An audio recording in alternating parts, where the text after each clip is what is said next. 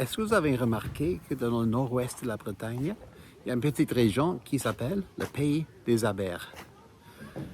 Vous avez peut-être remarqué aussi qu'au Pays de Galles, on a Aberystwyth, Abersoch, Aberdaron, Abergele, et plusieurs autres noms avec Aber.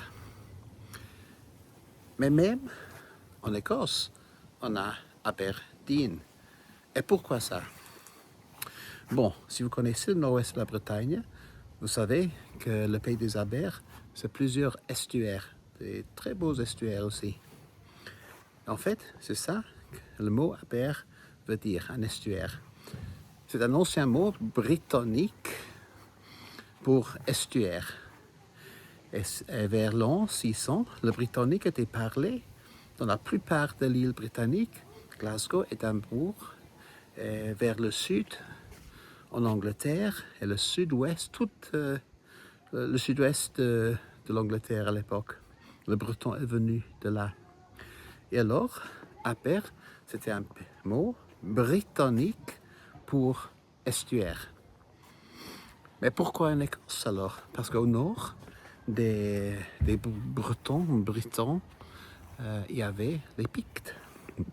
Mais en fait, les Pictes parlaient une langue assez similaire aux Bretons, aux Britanniques. On ne sait pas beaucoup de leur langue, mais on a plusieurs mots. Et pas mal de noms de lieux aussi et des noms de rois. Mais bon, les sources partent de Pictes jusqu'à l'an 900, et après ça, il n'y en a plus. Et ce qui s'est passé, c'est que les Pictes ont adopté la langue gaélique et l'identité du royaume ou des royaumes Pictes a tout à fait changé. Ils sont devenus des Gaëls, des gaéliques. Mais quand même, quand ils ont changé de langue, ils ont gardé quelques mots utiles, et sûrement Aber était utile. On trouve ça dans les sites religieux assez souvent. Mais bon, Aber vient de la langue picte. C'est un des mots qui montre que le picte était fortement lié aux Britanniques.